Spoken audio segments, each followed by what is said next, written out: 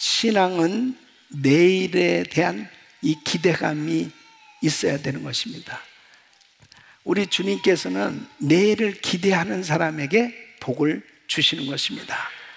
그래서 정말 송구영신 예배는 바로 새해를 기대하는 사람들을 위한 예배예요. 그리고 2022년을 깨끗이 청산하기를 원하는 그 간절히 기도하는 성도들에게 하나님께서 오늘 새로운 그릇으로 준비시켜 주시는 그런 날인 줄로 믿습니다. 그래서 오늘 이 송구영신 예배를 드리실 때 새해에 대한 이 기대감으로 충만할 수 있기를 바랍니다. 그리고 하나님께서 주시는 그 은혜로 2022년을 아주 깨끗하게 청산하고 우리 주님이 기뻐하시는 그 놀라운 은혜를 듬뿍 받는 귀한 시간 되시기를 예수 이름으로 축복합니다.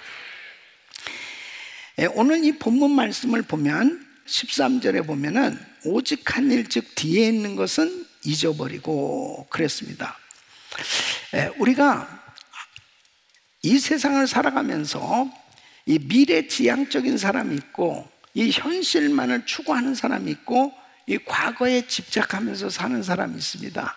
그런데 일반적으로 사람들의 이 생각을 분석해 본 것을 보면은 사람들의 생각, 이 기억을 보통 창피한 일이 한 40% 이게 기억된다는 거예요. 자기가 살아가면서 창피하다 하고 창피를 느낀 이런 일이 40%, 또 답답한 일, 이 분노가 12%, 그리고 이 불평이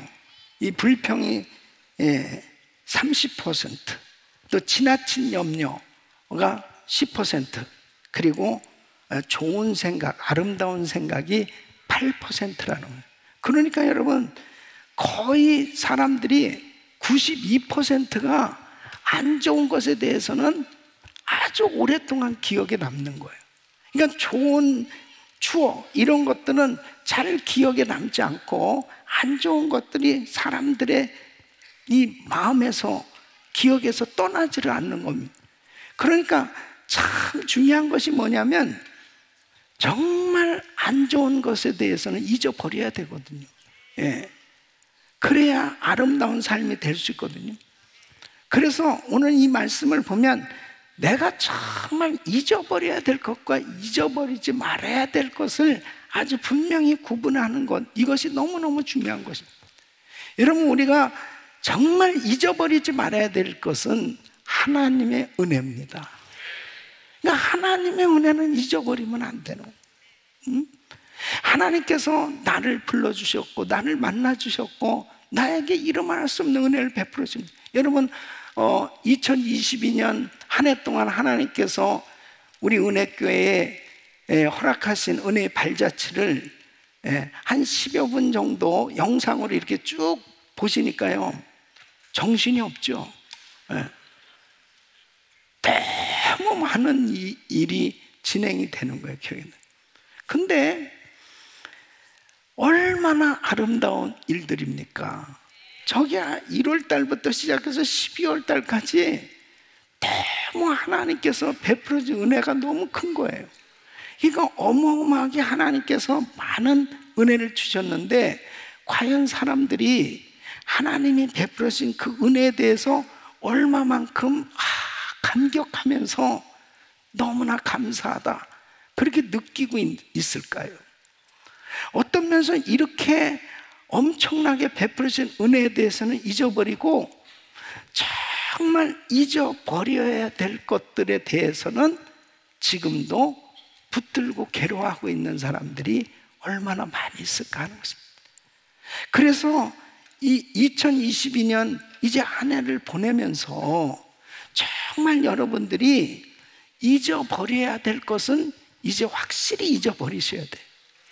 그래야 완전히 2022년에 그 내가 정말 생각하기도 싫은 그런 잘못된 그 모든 것들을 깨끗하게 청산해야 새해는 정말 희망찬 새해, 밝은 새해, 축복의 새해가 되는 줄로 믿습니다.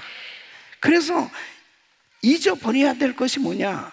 첫째는 회개한 허물과 죄를 기억지 말라 하는 것입니다. 자, 그러니까 이사야서 43장 18절로 19절 보면 이렇습니다. 너희는 이전 일을 기억지 말며 옛적 일을 생각하지 말라. 보라, 내가 새 일을 행하리니 이제 나타내거든. 그러니까 새 일을 행하시는 하나님께서 이제 은혜를 베풀어 주기 원하시는데 뭐예요? 이전 일을 기억하지 말고 옛적 일을 생각하지 마라. 뭐에 대해서? 지금 자기가 이 허물, 이 죄로 인해서 너무 괴로운 거예요. 너무 고통스러운 거예요. 그런데 분명한 것은 회개한 허물과 회개한 죄는 하나님이 깨끗해 주신 줄로 믿습니다. 그런데 한번 회개한 건 주님이 기억하시지 않는다고, 주님께서도 기억하시지 않는다고 하는데 자꾸 자기가 그 부분에 대해서 집착하고 잊혀지지 않는다면 그것은 온전한 회개가 된 게 아니에요. 그러니까 히브리서 10장 17절로 18절 말씀 보면 또 저희 죄와 저희 불법을 내가 다시 기억지 아니하리라 하셨으니 이것을 사하셨은즉 다시 죄를 위하여 제사 드릴 것이 없느니라. 그러니까 우리가 정말 참 실수하고 좀 부족함으로 인해서 죄를 지을 수 있어요. 근데 그 죄를 하나님 앞에 요한일서 1장 9절에 만일 우리가 우리 죄를 자백하면 저는 미쁘시고 그러사 우리 죄를 사시고 모든 불의에서 우리를 깨끗게 하실 것이요, 깨끗게 하실 것이요, 깨끗게 하실 것이요. 죄를 회개하면 하나님께서 깨끗게 해주시고, 그리고 이사야서 43장 25절 보면 나 곧 나는 나를 위하여 내 허물을 도말하는 자니 내 죄를 기억지 아니하리라 그랬습니다. 기억지 아니하리라. 내 죄를 기억지 아니하리라. 이렇게 확실하게 하나님께서 내가 나의 허물과 죄를 주님 앞에 회개하셨다면 분명히 우리 주님은 깨끗이 씻어주실 뿐 아니라 우리 주님이 나의 죄에 대해서 기억하시지 않는다니까요. 그런데 문제는 뭐냐면 내가 자꾸 죄책감에 시달린다든지 그 죄를 자꾸 기억하면 어떻게 되겠습니까? 너무 고통스러운 겁니다. 그러니까 여러분 이 죄가 이 기억되어지고 자꾸 허물에 대해서 생각나게 되어지면은 앞으로 나가지를 못합니다. 그러니까 정말 그 중보 기도를 해야 되고 참 중요한 기도가 많은데, 자 이제 중보 기도 팀에 갔어요. 갔더니 자 여러분 우리 나라를 위해서 기도합시다. 그 나라를 위해서 기도하는데 주여 이년이 죽일 년입니다. 이놈이 죽일 놈입니다. 자기 죄 문제가 자꾸 해결이 안 되니까 계속 회개만 하고 생각만 나는 거예요. 계속. 자 우리 목사님을 위해서 기도합시다. 주여 주여 주여 주여 이놈이 죽일 놈입니다. 계속. 그러니까 중보 기도는 하나도 못하고 자기 죄만 계속 회개하다가 끝나.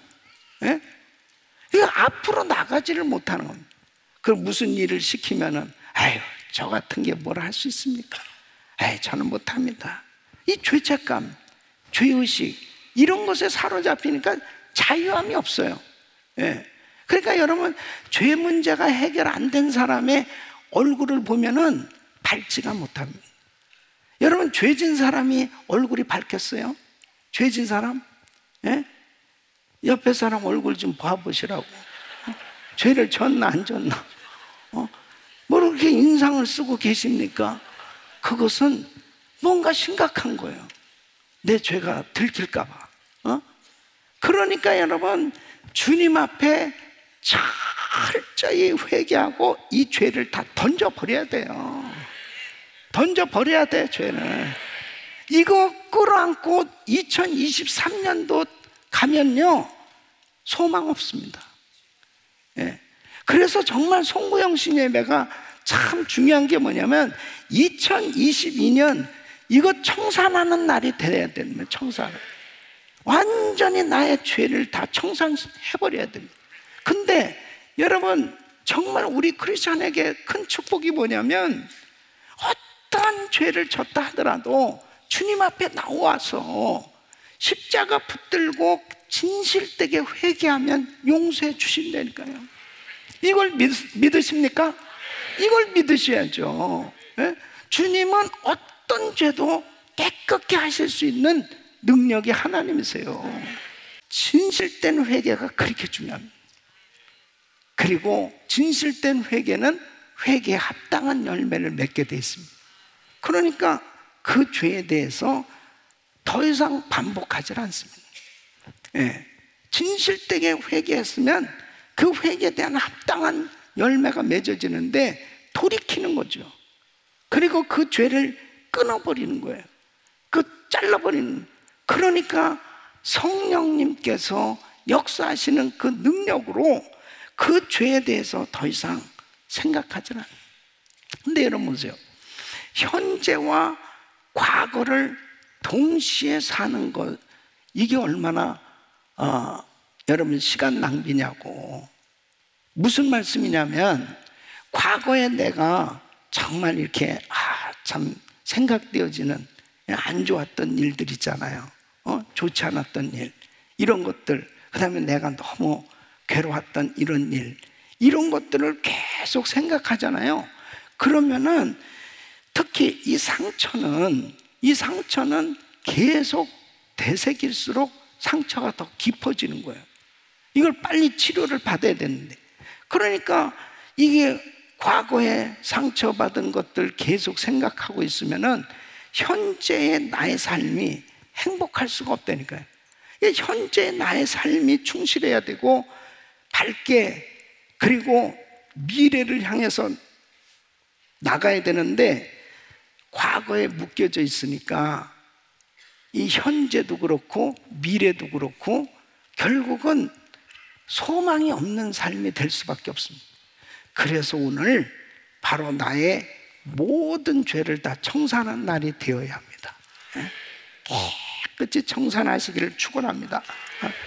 그리고 회개한 허물과 죄는 다 용서함 받았다는 사실을 믿으시고, 그리고 우리 주님도 기억지 아니하신다고 하셨다면 하나님께서 여러분들을 분명하게 확실하게 깨끗하게 해주셨다는 사실이 믿어지시면 여러분 마음에 평강이 임할 줄로 믿습니다. 과거에 상처받은 일, 이거 꼭 잊어버리셔야 됩니다. 예? 이 슬픈 과거를 잊으셔야 됩니다. 특히 타인에게 심하게 상처받은 일이 있을 거예요. 예? 또 자신의 실수로 인해서 이 상처가 된 그런 일이 있을 겁니다. 어쨌든지 간에 이 상처는 참 아픈 겁니다. 나에게 상처를 준 사람이 부모일 수도 있어요. 예? 그리고 형제일 수도 있고, 또 남편이나 아내일 수도 있고, 이웃이 될 수도 있겠죠. 그랬을 때 그 과거에 상처받은 것을 잊어버리는 방법은 용서입니다. 내가 진정으로 용서한다는 것은 보복하지 않고, 내가 보복을 하지 않고 하나님을 의지하는 거예요. 하나님께 맡기는 거예요. 그 문제를 하나님께 완전히 맡기고 나한테 상처 준 그 사람을 향해서 축복하는 겁니다. 근데 이렇게 축복을 할 때 결국은 주님의 사랑과 보혈로 내 심령이 씻어질 수가 있습니다. 이것이 해결이 안 되잖아요. 그러면 상처가 점점 깊어집니다. 그 상처를 또 되새기고 또 되새기게 되었을 때 결국은 정말 이 소망의 새해를 맞이할 수가 없습니다. 얼마나 많은 사람들이요, 이런 상처 쓴뿌리에 많은 사람들이 시달리고 있는지 모릅니다. 우리 교회에서 참 이게 그레이스 프리덤 사역을 통해서 많은 분들이 이렇게 자유함을 얻고 치료도 받고, 또 우리 상담 사역을 통해서도 이렇게 치유받고 자유함을 받고, 또 우리 트레스디아스라든지 이런 사역들을 통해서 많은 분들이 참 치유받고 그러는데요, 정말 이 과거에 상처받은 일, 이거 꼭 치유받아야, 이 심령이 건강해야 정말 어떤 말씀도 잘 소화해낼 수 있는 그런 이 건강한 신앙이 되어질 수 있다니까요. 이게 상처가 있으면 참 어렵습니다. 그러니까 여러분, 상처가 있는 사람은 좀만 건드려도 막 아프잖아요, 그죠? 근데 이 상처가 치유받으면 딱 쳐도 안마가 된다니까요. 시원하다, 시원하다. 근데 아픈 사람은 좀만 건드리면 막 아픈 거예요. 그러니까 이 상처가 있는 분들은요, 참 말씀을 들어도 이 말씀이 잘 소화가 안 될 때가 있습니다. 예. 특히 이렇게 예를 들어서 부부싸움을 하고 왔다. 그리고 막 이게 마음의 상처를 가지고 이제 예배당에 온 거예요. 그런데 그날따라 목사님이 용서해야지, 그렇게 싸우면 되느냐고 그런 설교를 예를 들어서 했다면은, 누가 말이야 가서 목사님한테 얘기했구나, 내 얘기하고 있네, 내 얘기하고 있네, 그러면서 막 오해를 하는 거예요. 예? 누가 가서 틀림없이 얘기한 거 아니야? 그러면서 그 말씀을 들었을 때, 그렇지, 내가 용서해야지, 내가 사랑해야지. 이건 건강한 상태에서는 말씀을 순수하게 받아들이거든요. 그런데 내한테 이 상처가 해결이 안 되잖아요. 그럼 듣기 싫은 거예요. 너무너무 듣기 싫은 거예요. 예. 그래가지고 아주 이 귀를 꽉 막고, 그럼 보통 이제 눈을 감고 있죠. 그 눈 감고 있는 분들이 수상한 사람입니다. 눈 감고 있는 사람. 보통 눈을 감고 있다가 나가버리는 거예요. 예. 그냥 듣기 싫든. 예. 그런 분은 거의 우리 교회는 없어요. 저 우주에 있습니다. 우주. 요즘에 이제 제가 절대로 다른 데 있다고 안 하고 우주에 있다고 그럽니다. 예. 인터넷으로 또 생방송이 전 세계에 중계되고 있기 때문에. 근데 어쨌든 참 상처가 치유되셔야 돼요. 특히 슬픈 과거는 꼭 치유받고 잊어버려야 됩니다. 자, 다윗 보세요. 다윗이 정말 그 일생에 치명적인 실수를 한 거예요. 밧세바와 간음죄를 저질러가지고 결국 정말 그 충신 우리아를 죽이는 일이 범해졌잖아요. 이게 죄는 죄를 더 낳게 되는 겁니다. 자꾸 죄는 점점 더 커지게 돼 있어요. 그것을 자꾸 이렇게 숨기려다 보니까 결국은 생각지도 못하게 그렇게 전쟁터에 가서 열심히 싸우고 있는 그 충신 우리아를 죽게 만들고, 그 다음에 너무너무 잘못을 막 저지르면서도 전혀 깨닫지 못하고 있었잖아요. 근데 나단 선지자를 통해서 바로 당신이요 하는 것을 딱 말씀을 들었을 때, 내가 죄를 졌네. 그리고 회개를 했어요. 회개는 했지만 죄의 열매가 바로 간음죄를 짓고서 난 아이였습니다. 그 간음죄로 태어난 아이인데 이 아이가 아파서 죽게 됐어요. 그 막 금식 기도를 하면서 하나님 이 아이 살려달라고 막 기도를 했는데 이 아이가 죽었어요. 그랬을 때 이 다윗의 태도가 어떤 모습이냐면, 샤워를 하고 기름을 바르고 그리고 성전에 들어가서 예배를 드립니다. 그리고 와서 신하들한테 먹을 것을 가져오라고 그래요. 그런 음식을 태연하게 먹는 거예요. 그러니까는 신하들이 막 왕이 너무너무 괴로워하면서 금식하면서 막 너무 힘들어하니까 아이가 죽었다는 얘기를, 정말 나쁜 소식이잖아요. 그걸 전할 수가 없었던 거예요. 이 신하들 입장에서는 그랬는데 야 무슨 소리야? 왜 그래? 아이가 죽었니? 죽었다며. 그러니까는 그냥 그 즉시 목욕하고 성전에 가서 예배하고 음식을 먹는단 말이에요. 그 어떻게 그렇게 하실 수 있습니까? 그러니까 다윗이 내가 이렇게 괴로워하는 것은 혹시라도 하나님이 내 기도를 들으시고 이 아이를 살려주실까 했지만 이 아이가 세상을 떠났으니 그 아이가 어찌 내게로 올 수 있겠냐. 내가 그에게로 갈 따름이다. 그 하나님의 주권을 인정하고 자기가 비록 정말 이 슬픈 과거죠. 근데 여러분 생각해 보세요. 만일 다윗이 얘가 죽은 것은 나 때문이야. 그건 사실이죠. 내가 잘못했기 때문에 이렇게 된 거야. 근데 이걸 계속 되뇌이면서 술상 봐와라. 그래가지고 그냥 술만 계속 퍼마시고 나 같은 놈은 뭐 왕이 자격도 없는 거고 나 같은 놈이 뭐를 할 수 있느냐고 그러면서 계속 술이나 퍼마시고 그러면 악한 왕이 되어졌을 거예요. 하나님 앞에 자신의 한 번의 그 실수, 그것을 눈물로 침상을 띄우면서 회개하고 그리고 그 슬픈 과거를 잊어버렸기 때문에 그에게는 새날이 주어진 겁니다. 새로운 기회가 주어진 거예요. 그래서 여러분, 바로 우리가 죄를 지었을 때 죄를 처리하는 것이 중요해요. 어떻게 죄를 처리하느냐, 이게 너무너무 중요한 겁니다. 자기의 생각으로 해결하려고 하면 안 돼요. 자기의 양심으로 해결하는 것이 아니에요. 하나님의 말씀으로 해결해야 되는 것입니다. 그래서 여러분 보십시오. 자, 성경에 보면 가룟 유다, 베드로, 사울 왕, 다윗 왕 다 죄를 지은 사람들입니다.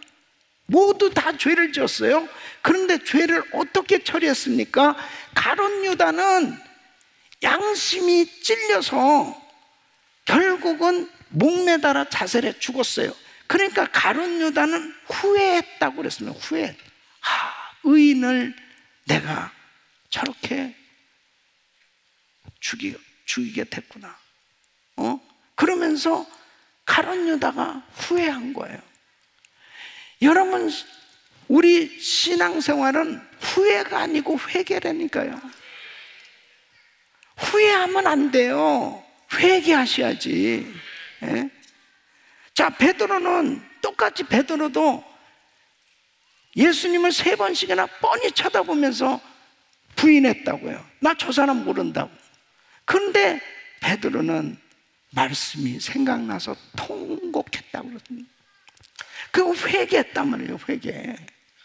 이 회개한 사람은 다시 새로운 기회가 주어졌고 그리고 위대한 하나님의 종으로 쓰임받게 된 줄로 믿습니다.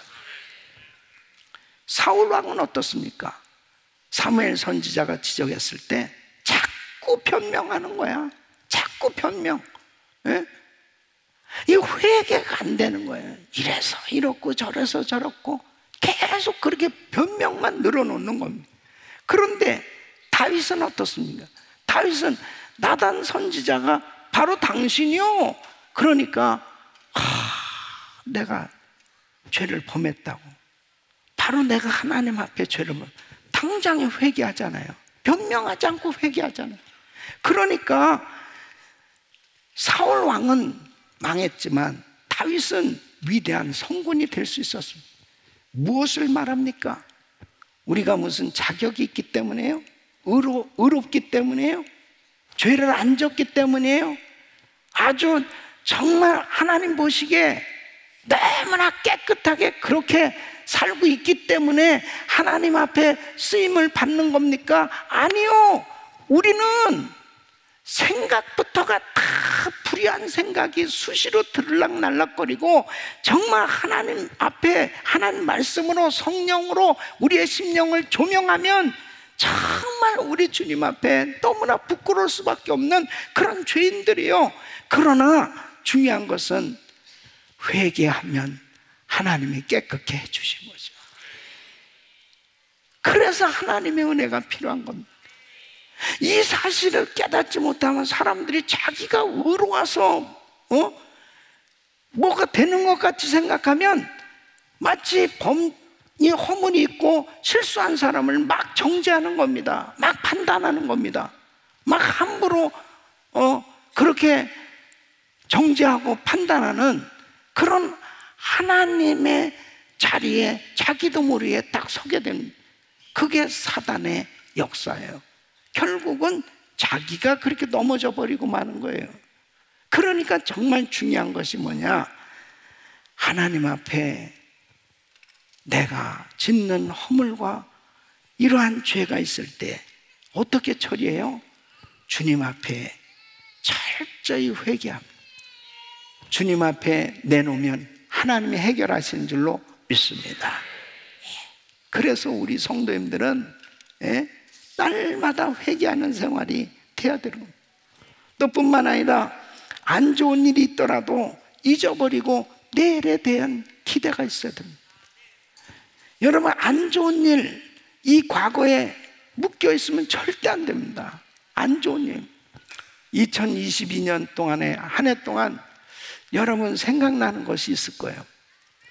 교회에서 또 직장에서 또 여러 가지 가정에서 참 안 좋았던 일, 그런 일들이 있죠. 이런 것들이 다 이제 잊어버리시길 예수 이름으로 축원합니다. 싹 지워져 버리십니다. 예수 이름으로 지워질지어다.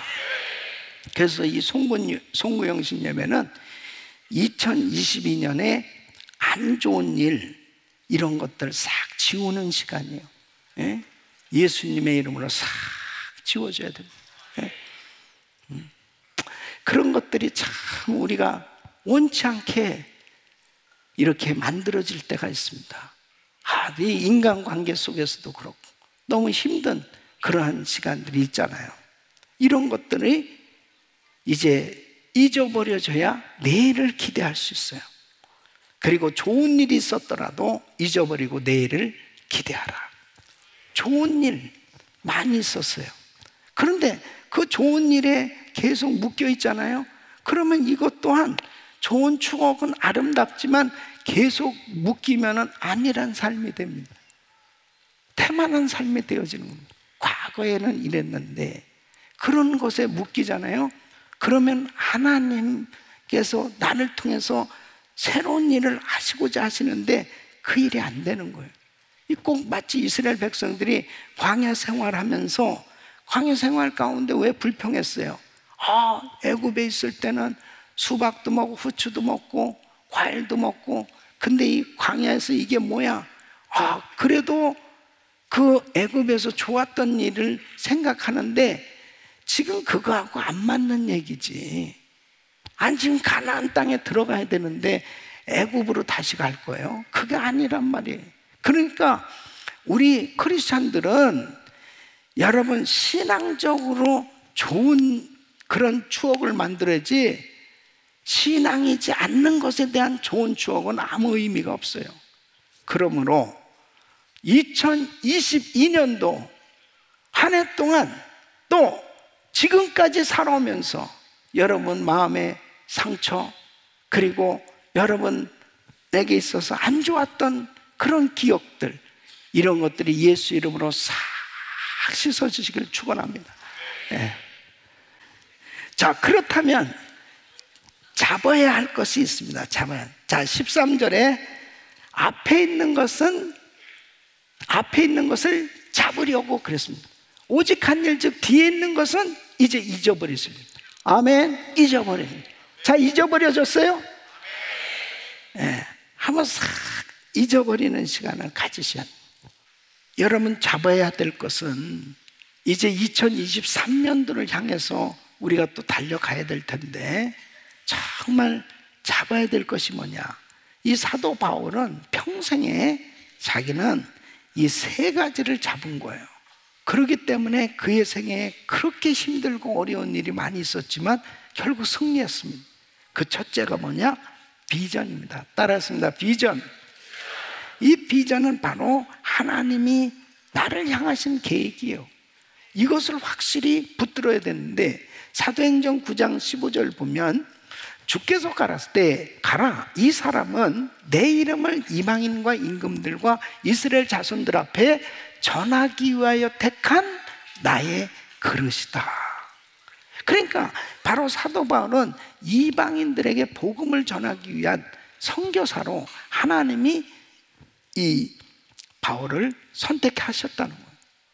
그러니까 이 사도 바울이 예수님을 믿고 난 다음에 자기가 무엇을 위해서 살아야 될 건가, 이 비전을 확실히 알게 됐습니다. 그래서 그는 사도행전 20장 24절에 이렇게 고백합니다. 나의 달려갈 길과 주 예수께 받은 사명 곧 하나님의 은혜의 복음 증거하는 일을 마치려 하면은 나의 생명을 조금 더 귀한 것으로 여기지 아니하노라. 사도행전 20장 24절입니다. 나의 달려갈 길과 주 예수께 받은 사명 그랬습니다. 그러니까 바로 사도 바울은 예수께 받은 사명, 이 비전이 뭐라는 걸 확실히 알았습니다. 바로 복음을 증거하는 일이다. 예. 그런데 이방인들에게 복음을 증거하는 이방인에서 그래서 선교사로 간 거예요. 그가 안디옥 교회에서 정말 큰 목회를 했습니다. 그냥 안주할 수도 있었습니다. 그런데 성령님께서 가라 하셨을 때 그가 선교사로 파송될 수 있었던 게 바로 뭐냐면 이게 사명이었습니다. 이 비전을 확실히 받았단 말이에요. 그럼 우리 성도님들이 왜 사업하느냐, 왜 그 공부를 하느냐, 왜 그 직업을 가져야 되느냐, 왜 내가 정말 이 일을 해야 되느냐 했을 때 하나님이 주신 이 분명한 사명, 이 비전을 받은 사람은 흔들림이 없어요. 무슨 일에도 흔들림이 없는 거예요. 그래서 사도 바울이 뭐 매를 맞고 감옥에 갇히고 별 환난과 시험을 당해도 흔들림이 없잖아요. 여러분 비전 받으시길 바랍니다. 하나님의 이 비전을 확실히 받은 그 우리 김광신 목사님은 이제 교회를 개척하실 때 이렇게 많은 교회들이 있는데 나는 어떤 교회를 정말 세워야 될까? 그 하나님 앞에 기도하시는 가운데 바로 하나님의 심정을 깨달았습니다. 그게 마태복음 28장 19절 말씀. 너희는 가서 모든 족속으로 제자 삼아. 너희는 가서 모든 족속으로 제자 삼아. 교회를 하나님이 세워주신 궁극적인 목적은 바로 선교다. 선교하는 교회가 하나님이 기뻐하시는 교회다. 이 분명한 비전을 받으셨어요. 그래서 정말 가장 많이 선교하는 교회가 돼야 되겠다. 왜? 하나님이 너무 기뻐하시니까. 그래서 교회 개척부터 예산의 50%를 선교로 책정하고 그리고 첫 헌금부터 선교비로 드리면서 그렇게 선교에 올인하실 수 있었던 것이 뭐냐면 이 비전입니다. 비전. 그렇게 무쇠덩어리 같이 건강했던 분이 그냥 참 모든 이렇게 병으로 인해서 참 어려움을 많이 겪으시고 그러면서도 그 흔들림 없이 한결같이 선교지를 그렇게 가시고 그럴 수 있었던 게 그게 뭐냐면은 그게 하나님께로부터 비전을 받으셨기 때문에 그게 가능한 거예요. 이론이 아니죠. 저는 제가 하나님께로부터 받은 것은 마태복음 24장 14절 말씀입니다. 이 천국 복음이 모든 민족의 증거되게 온 세상에 전파되리니 그제야 끝이 오리라. 세계 선교가 마무리되면 예수님 오신다. 그래서 이 마지막 때의 목회, 마지막 때의 교회는 어떤 교회가 돼야 될까? 세계 선교 마무리, 여기에 총력을 다할 때 내가 하는 모든 일을 통해서 결국은 주님 오실 날을 준비하는, 어느 때가 이 세상 끝이라고요? 결국 이 천국 복의 모든 민족에게 증거되면 우리 예수님 오신다는 거예요. 그러면 지금이야말로 이 복음이 미전도 종족들에게 급속히 전해지고 있거든요.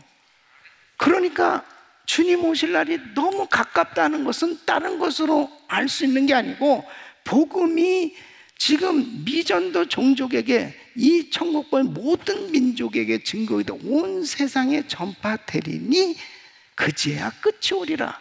그러니까 다른 것으로 분별이 아니고 하나님 말씀으로 보면 지금은 정말 주님 오실 때가 가깝습니다. 과거에는 미전도 종족이 왜 생기냐면 결국 unreached people이잖아요. 접촉하기가 어려운 거예요, 접촉이.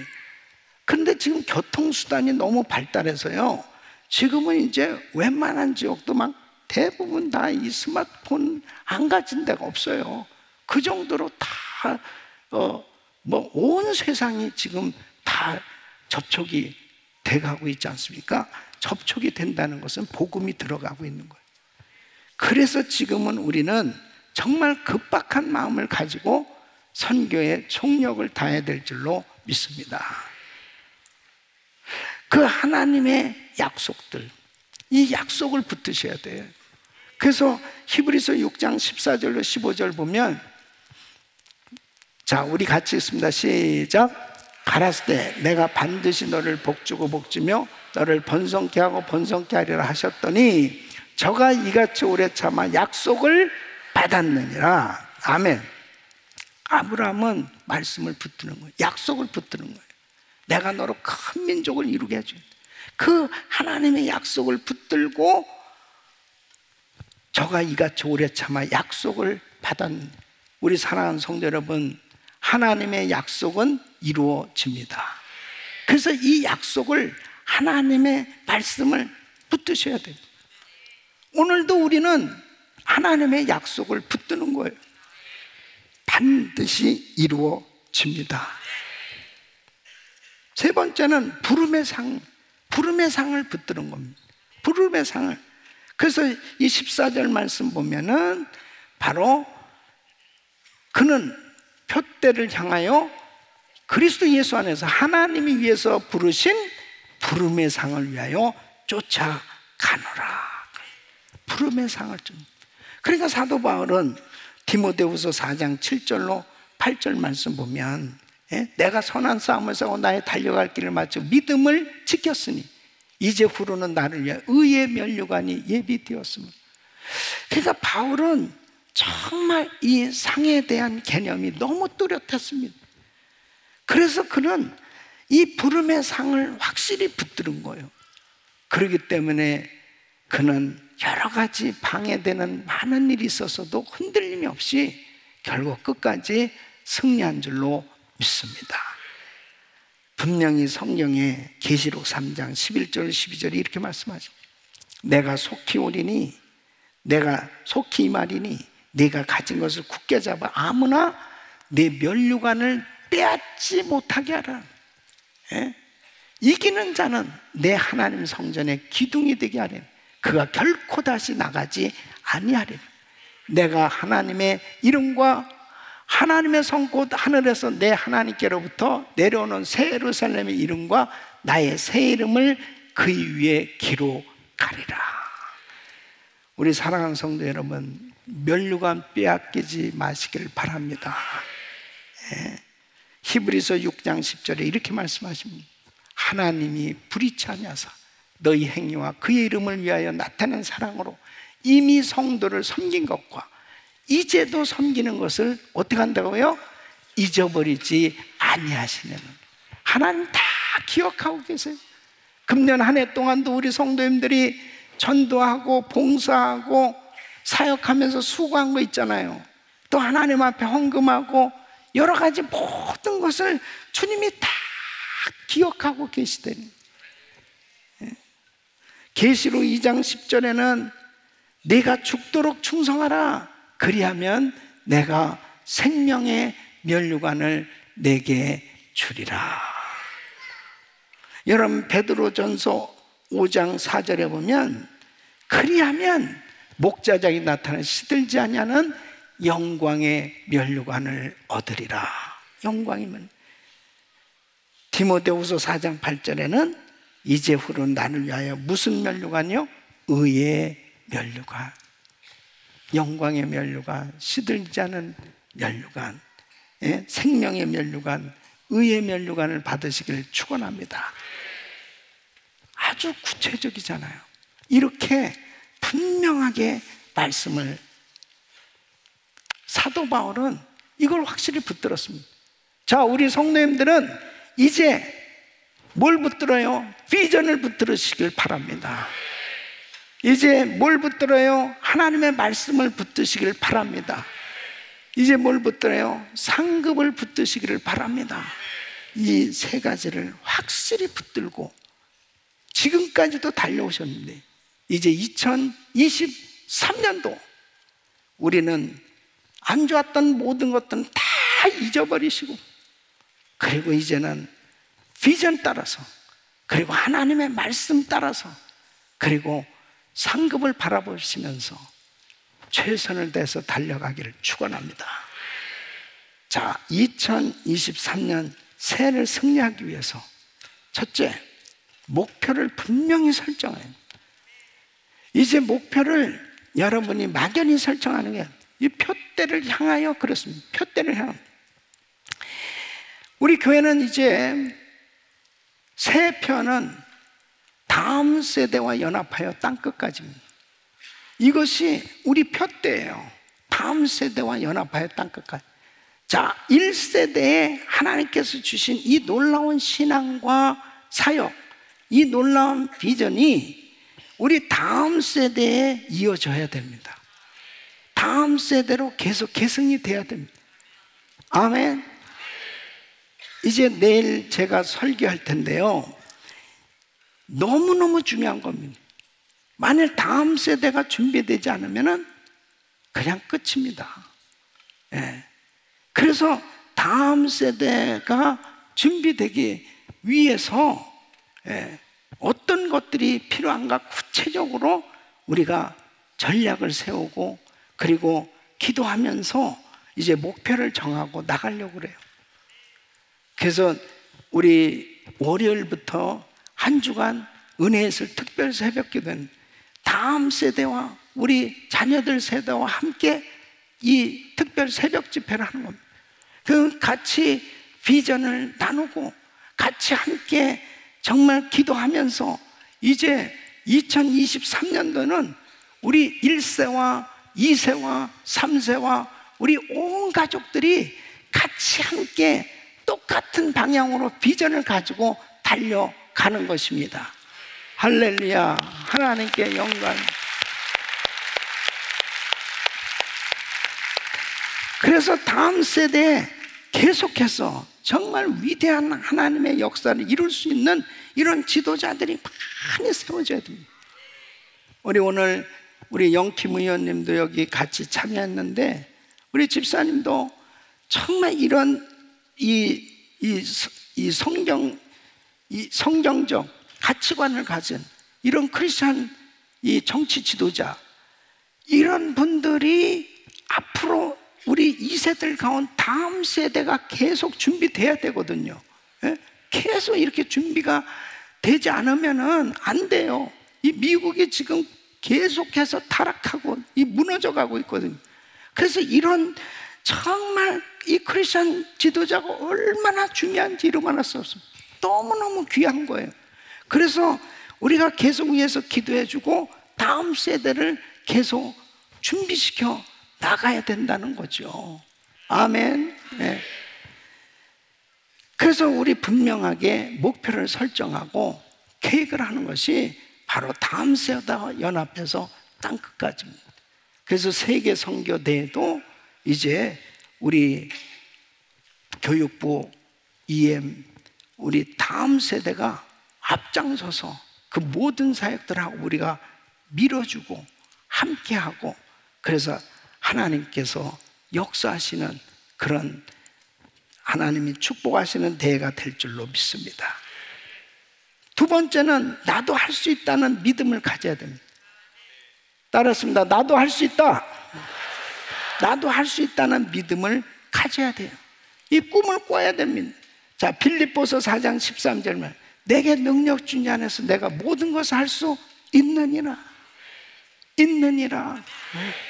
여러분, 프린스턴 대학의 경제학 교수는 이 폴 크루그만이라는 사람, 이 불황 경제학이라는 책에서 이 불황에서 벗어나 성공하기 위해서 필요한 세 가지를 얘기하는데, 그 첫째가 모험 정신, 개척 정신을 가져야 된다.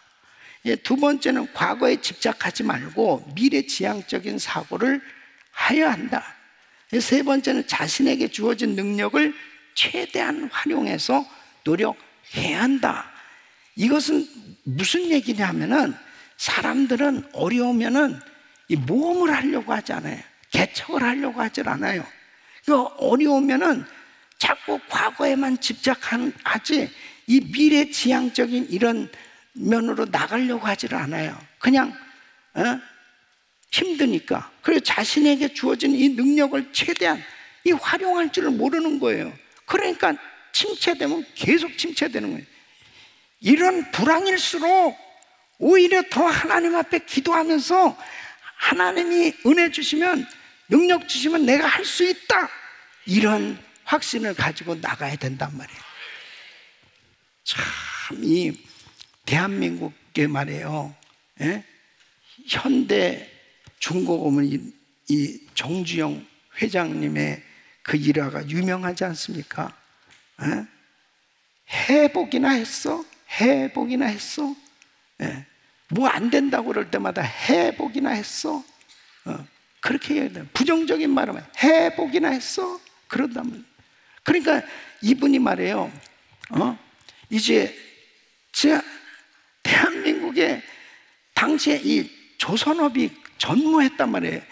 그때 무슨 뭐 몇만 톤급도 건조해본 그런 경험도 없는 나라인데 20만 톤급 그 수주를 받기 위해서 가서 계약을 하려고, 그러니까 니네 나라가 그거 저 배를 만든 그게 있냐고 그러니까요, 이분이 500원짜리 지폐 있잖아요. 500원짜리 지폐에 저 거북선 있잖아요. 저 거북선, 그거를 딱 보여주면서 우리는 1500년대에 저 철갑선을 만들었다. 저 철갑선. 그런데 영국 니네는 1800년대에 배를 만들었으니 300년이나 우리나라가 앞섰다. 뻥을 치는 큰 소리를 딱 쳐보니, 그래가지고 수주를요, 그때 당시에 26만 톤급 배를 2척이나 수주를 받은 거예요. 야, 이건 진짜 박수 좀 해줘야 되는 거야, 박수는. 그러니까요, 해보기나 했어. 이런 사람들이 다 개척해가지고 진짜 대한민국이 저렇게 발전하게 된 겁니다. 이런 개척 정신. 사실 우리 지금 이민 1세대들도 여기 와서 뭐 영어를 제대로 합니까? 뭘 합니까? 그래도 참 이렇게까지 될 수 있었던 것은 하나님의 은혜 아니겠어요? 아무리 2023년도 힘들다, 어렵다, 뭐 불황이다, 뭐하다 해도 하나님이 은혜 주시면 할 수 있는 겁니다. 하나님이 하시면 되는 거예요. 그래서 우리는 구체적으로 기도해야 됩니다. 구체적으로. 기도가 구체적이지 않으면 응답이 없어요. 여러분, 기도가 구체적이어야 기도를 통해서 응답을 받을 수 있어요. 소경 거지 받으며가 다 다윗의 자손 예수여, 우리를 불쌍히 여기서 불쌍히 여기소서, 무엇하여 주기 원하느냐 이렇게 물었어요. 그랬을 때 만일 거지니까 돈이 필요합니다, 옷이 필요합니다, 뭐 먹을 게 필요합니다 이렇게 얘기할 수도 있잖아요. 보기를 원하나이다, 내 믿음대로 될지어다. 그랬습니다. 구체적으로 기도해 보세요. 내가 금년도에 이제 새해 몇 명이나 전도할 거냐, 내가 새해 어떻게 내가 정말 성경을 읽고 그리고 하나님 앞에 어떤 비전을 가지고 일할 것이냐, 오늘 구체적으로 기도하시길 바랍니다. 그래서 기도 카드들 다 내시라고, 이걸 적으면서 자기가 확신한 거예요. 그 제가 매일같이 여러분 위해서 기도해 드리고, 그리고 받은 줄로 믿고 열심히 해야 됩니다. 받은 줄로 믿고. 마가복음 11장 24절 시작. 그러므로 내가 너에게 말하네, 무엇인지 기도하고 구하는 것은 받은 줄로 믿으라. 그리하면 너에게 그대로 되리라. 아멘. 응답 받은 후에 열심히 하는 것이 아니고 받은 것으로 믿고 열심히 하는 것이 믿음입니다. 그래서 우리 성도님들이 이제 새해를 맞이하면서 하나님 앞에 기도한 것 받은 줄로 믿고 그것을 잡으려고 푯대를 향해서 달려가시기를 예수 이름으로 축원합니다.